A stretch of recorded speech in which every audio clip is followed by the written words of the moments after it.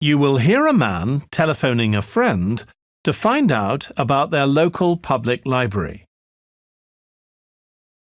First, you have some time to look at questions 1 to 4.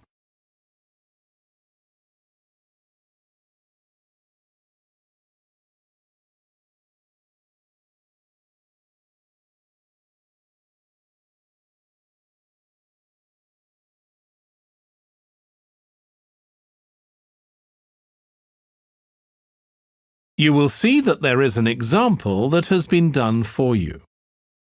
On this occasion only, the conversation relating to this will be played first. Hello? Hi, Susie. It's Paul here. How are you? Enjoying your new job? You're working at the library, aren't you? Yes, I started when the library reopened a month ago. It's great. The woman says that the library reopened a month ago. So month has been written in the space. Now we shall begin. You should answer the questions as you listen because you will not hear the recording a second time. Listen carefully and answer questions 1 to 4. Hello? Hi, Susie. It's Paul here. How are you? Enjoying your new job? You're working at the library, aren't you? Yes, I started when the library reopened a month ago. It's great. Actually, Carol and I have been meaning to join for a while. Oh, you should. It doesn't cost anything, and the new library has all sorts of facilities. It's not just a place where you borrow books. For instance, there's an area with comfortable seats where you can sit and read the magazines they have there. Some people spend the whole morning there. Wish I had that amount of time to spend. Yes, you must be pretty busy at present, with the children and everything. We are, yes. But we're hoping to get away this summer. We're thinking of going to Greece. Well, we've got a much larger section of the library devoted to travel books now, so you should come and have a look. I can't remember if there's anything specifically on Greece, but I should think so. OK. Now, Carol's organising a project for the history class she teaches at school. It's about life in the town 100 years ago. Do you have anything that might be useful? Yes. Actually, we've now got a new section with materials on the history of the town and surrounding region. Right. I'll tell her. You can't always find that sort of thing on the internet. Now, in the old library, there used to be a separate room with reference books. It was a really nice, quiet room. Yes, we've put those books in the main part of the library now, but we do have a room called the community room. It can be hired out for meetings, but at other times, people can use it to study. I might use that. It's hard to find anywhere quiet at home sometimes. I can't remember how old your son and daughter are. We've introduced a special section of fiction written specially for teenagers, but they might be a bit young for that. Yes, they would be. Before you hear the rest of the conversation, you have some time to look at questions 5 to 10.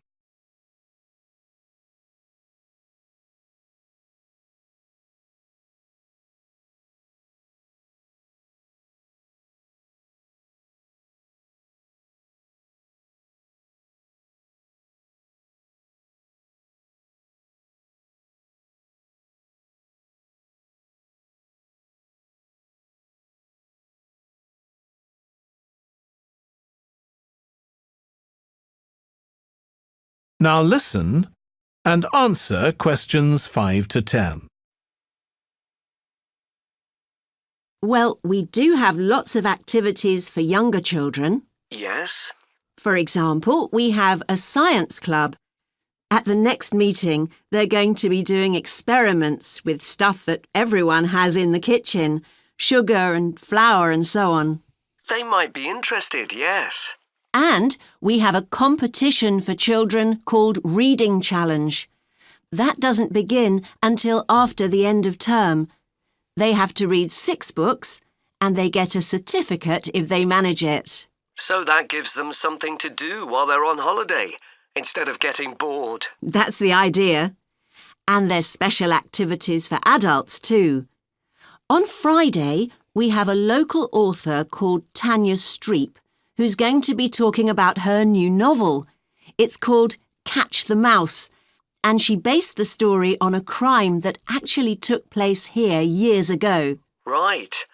We're not free on Friday, but I'll look out for the book. Now, this probably isn't for you, but we do have IT support available for members. We get quite a few older people coming along who are wanting to get up to speed with computer technology. It's on Tuesday mornings. They don't need to make an appointment or anything. They just turn up. Well, my mother might be interested. I'll let her know. OK. And there's another service which you wouldn't expect from a library, which is a free medical checkup. The hospital arranges for someone to come along and measure the level of sugar in your blood, and they check cholesterol levels at the same time. Really? Yes, but that's only for the over 60s, so you wouldn't qualify. OK. Well, I'll tell my mother. She might be interested. What other information? Well, we do have a little shop with things like wall charts and greetings cards, and also stamps, so you can post the cards straight away, which is really useful. Yeah. Well, I'll bring the children round at the weekend and we'll join. Oh, one more thing. I'll be bringing the car. Is there parking available? Yes, and it's free in the evening and at weekends. Perfect. Well, thanks, Susie. See you soon. That is the end of section 1. You now have half a minute to check your answers.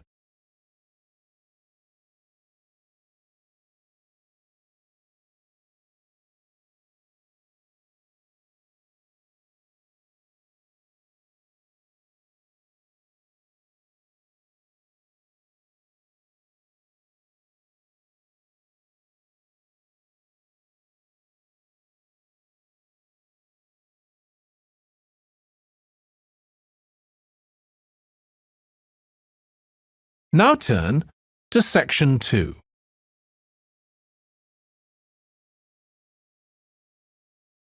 Section 2. You will hear part of a training session for new employees at a large travel company. First, you have some time to look at questions 11 to 17.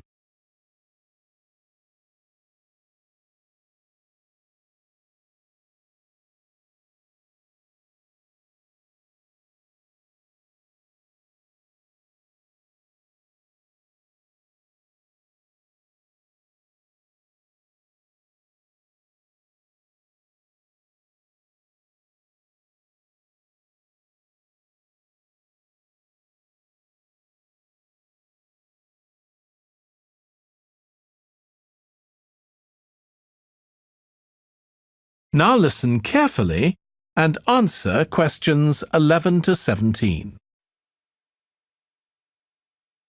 In this session in your training day, we're going to look at some of the more specialized holidays we offer at BC Travel.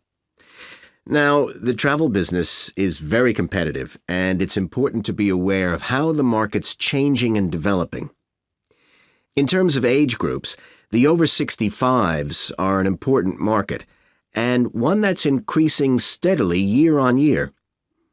The fewest holidays are taken by the 31 to 42-year-olds, and that figure shows no sign of rising. The biggest market at present is still the youngest group, the 16 to 30s, but this group's also seen the biggest drop over the last few years, whereas there's a noticeable growth in the number of holidays taken by the 55 to 64-year-olds. As far as the 43 to 54-year-olds are concerned, bookings there are steady, but I have to say we haven't seen the increase we expected. One trend we're noticing with nearly all age groups is the growing popularity of holidays in which clients do some kind of specialized activity. I'm not talking here about adventure holidays where clients take part in high-risk activities like white water rafting just for the thrill of it. Activity holidays usually involve rather less high-risk sports or things like art and music. They're not necessarily cheaper than ordinary holidays, often the opposite in fact, but they do often take place outside the main tourist centers, which gives an opportunity for clients to find out more about the local people and customs. And many say this is one of the most positive features of these holidays.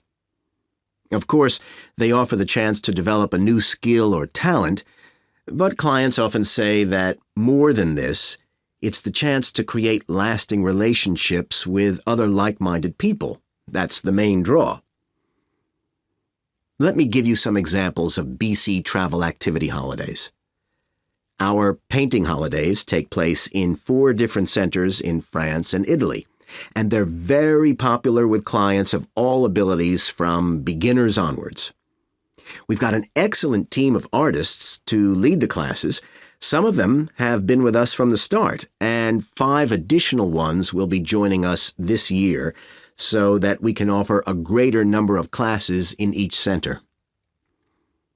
As far as cooking holidays are concerned, I know a lot of agents offer holidays where clients cook recipes related to one particular country, usually the one they're staying in, but we focus on dishes from a great many different ones. Apart from that, you'll find the usual emphasis on good quality organic ingredients. That's more or less a given nowadays, and there are generally some meat-free recipes included. Our photography holidays take place in a wide range of countries from Iceland to Vietnam, and clients have the opportunity to see some stunning scenery. Groups are small, no more than 8, so clients can have one-on-one tuition during the holiday, and excursions are arranged with fully trained guides. At the end of each holiday, an exhibition is held of the photographs taken so that clients can see one another's work and receive valuable feedback from the tutor. Before you hear the rest of the training session, you have some time to look at questions 18 to 20.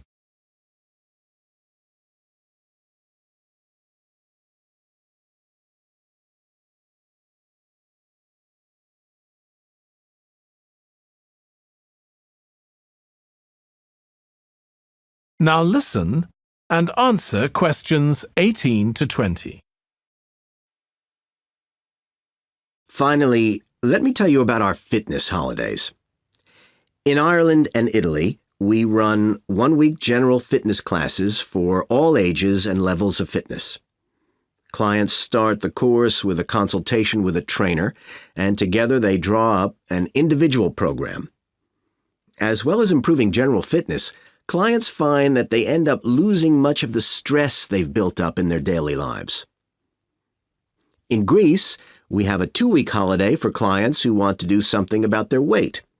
This has all the features you'd expect, like a personalized diet program, but one of its most popular features is that the exercise classes are all held on the beach. People say it's far preferable to being in a gym. Finally, we offer several holidays in Morocco. One very popular one is the mountain biking holiday. Bikes are provided, and there are different routes according to people's ability. We offer one which is tailored to the needs of families, which is particularly popular. Okay, so that's about all the time I have today, so thank you very much. That is the end of section 2. You now have half a minute to check your answers.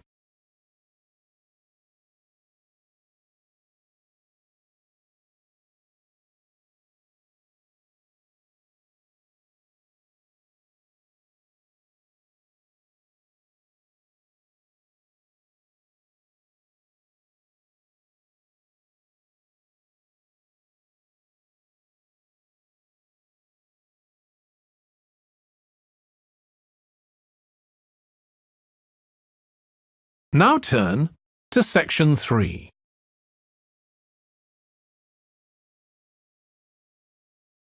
Section 3.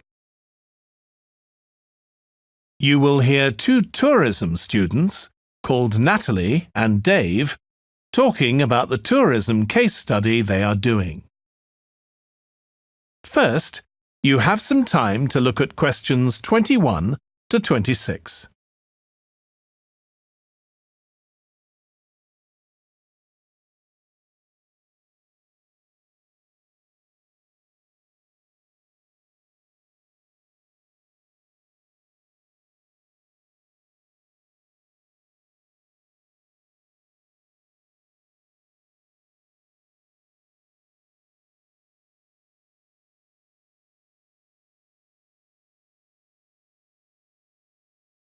Now listen carefully and answer questions 21 to 26. Dave, I'm worried about our case study. I've done a bit of reading, but I'm not sure what's involved in actually writing a case study. I missed the lecture where Dr. Baker talked us through it. OK, well, it's quite straightforward. We've got our focus. That's tourism at the Horton Castle site. And you said you'd done some reading about it? Yes, I found some articles and made notes of the main points. Did you remember to keep a record of where you got the information from? Sure, I know what a pain it is when you forget that. OK, so we can compare what we've read. Then we have to decide on a particular problem or need at our site. And then think about who we're going to interview to get more information. OK, so who'd that be? The people who work there? And presumably some of the tourists too? Yes, both those groups. So we'll have to go to the site to do that, I suppose. But we might also do some of our interviewing away from the site. We could even contact some people here in the city, like administrators involved in overseeing tourism. OK, so we'll need to think about our interview questions and fix times and places for the meetings.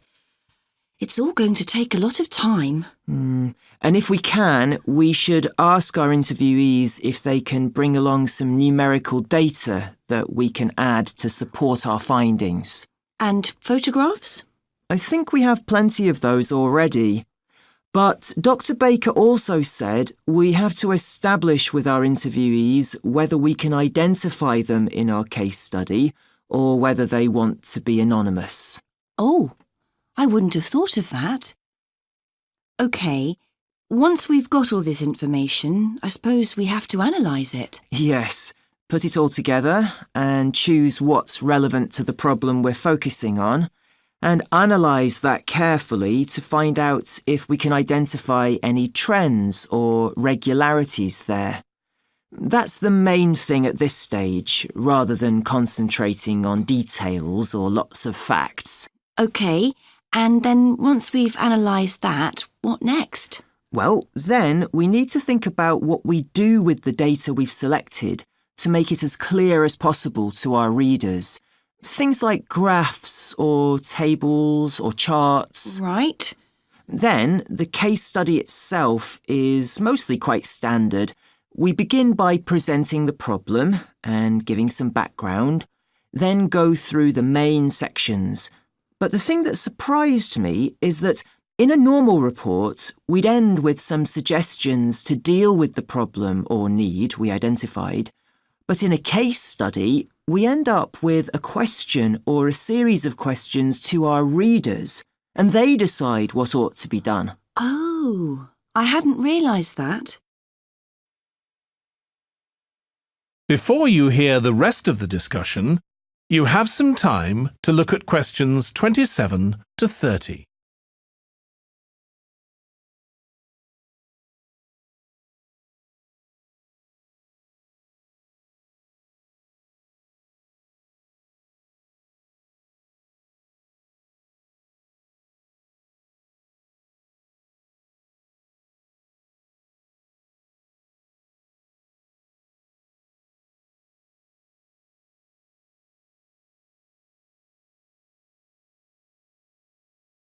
Now listen and answer questions 27 to 30.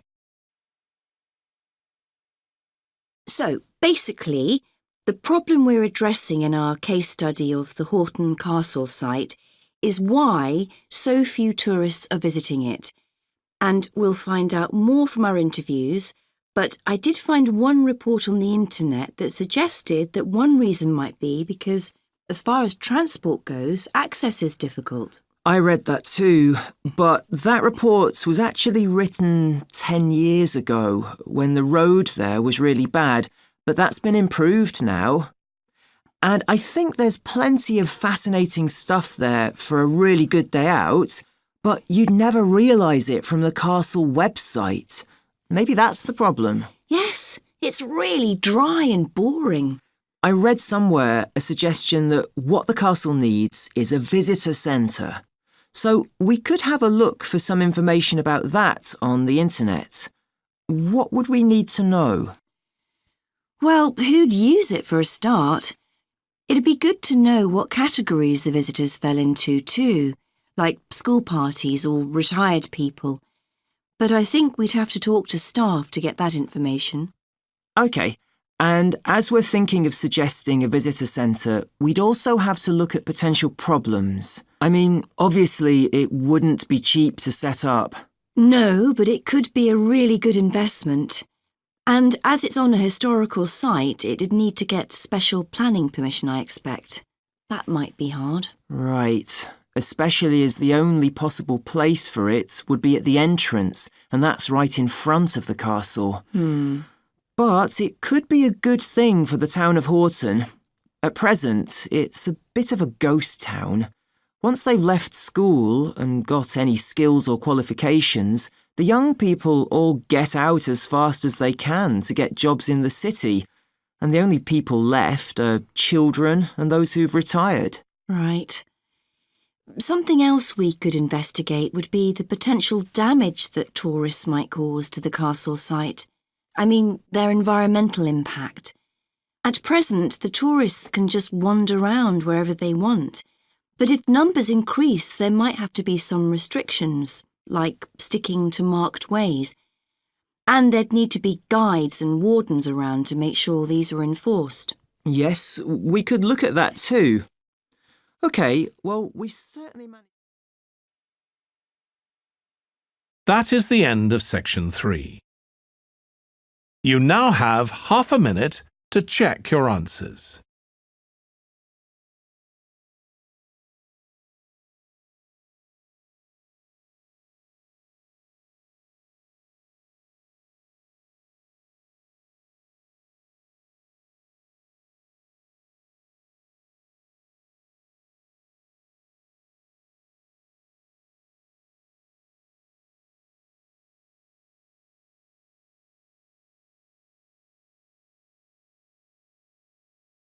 Now turn to section 4.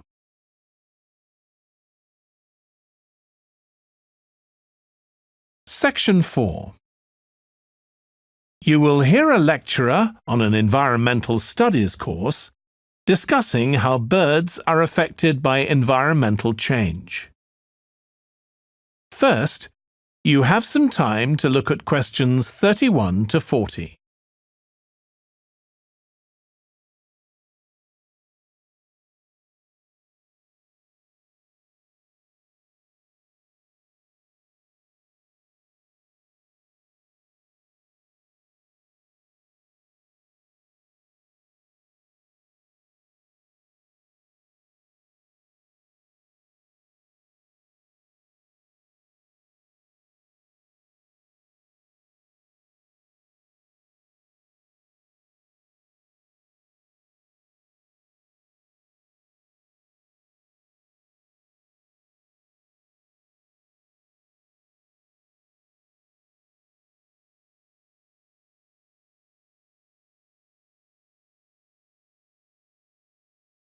Now listen carefully and answer questions 31 to 40.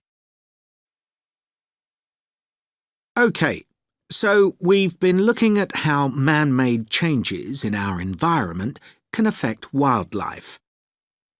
Now, I'll discuss a particular example. Let's take a look at mercury. Mercury's one of the 120 or so elements that make up all matter, and it has the symbol Hg. It's a shiny, silvery substance. You may have seen it in old-fashioned thermometers, but it's not used much for domestic purposes now because it's highly toxic. But the problem is that the amount of mercury in the environment's increasing. The main reason for this is the power plants used to produce electricity. The main source of energy that most of them use is still coal, and when it's burned, it releases mercury into the atmosphere. Some of this gets deposited into lakes and rivers, and if it's ingested by a fish, it's not excreted.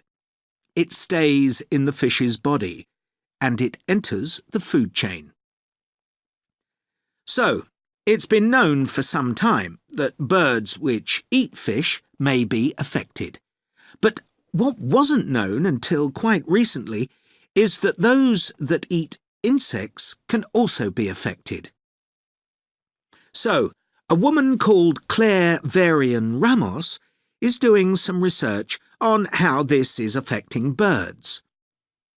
And rather than looking at how many birds are actually killed by mercury poisoning, she's looking for more subtle sub-effects. And these may be to do with the behaviour of the birds, or with the effect of mercury on the way their brain works, so whether it leads to problems with memory, for example. And she's particularly focusing on the effects of mercury on bird song. Now, the process of song learning happens at a particular stage in the bird's development. And what you may not know is that a young bird seems to acquire this skill by listening to the songs produced by its father, rather than by any other bird. And Varian Ramos has already found in her research that if young male birds are exposed to mercury, if they eat food contaminated with mercury, then the songs they produce aren't as complex as those produced by other birds. So, quite low-level exposure to mercury is likely to have an impact on male birds in a natural situation because it can mean that they're less attractive to female birds, and so it can affect their chances of reproduction.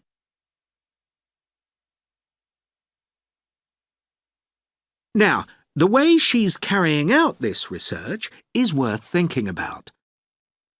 She's using a mixture of studies, using birds kept in laboratories and studies carried out outdoors in the wild. The lab-based studies have the advantage that you don't get all the variables you would in a natural setting. So, the experimenter has a much higher level of control, and that means they can be more confident about their results in some ways. And of course, they don't have to worry about going out and finding the birds in order to observe them. So, what are the implications here for humans? Well, because many birds are migratory, they may be transporting mercury far from contaminated sites. For example, it's been found that ducks who'd been feeding at a contaminated site were later shot by hunters over 1,000 kilometres away, and presumably eaten. But these birds likely had mercury levels high enough to warrant concern for human consumption. In addition, going back to song learning by birds, we saw that this may be affected by mercury contamination. Well, we also know that in humans, mercury causes developmental delays in the acquisition of language, and in fact this process is very similar in the brain regions it involves, and even the genes that are involved. But mercury contamination has other important implications for humans as well. It's now known that an unborn child can be affected if the food eaten by its mother contains high levels of mercury, and these effects can be quite substantial. In the end, it comes down to whether more value is placed on human economic well-being or environmental well-being. It's true there are new regulations for mercury emissions from power plants, but these will need billions of dollars to implement and increase costs for everyone. Some argue that's too much to pay to protect wildlife. But as we've seen, the issues go beyond that, and I think it's an issue we need to consider very carefully. That is the end of section 4. You now have half a minute to check your answers.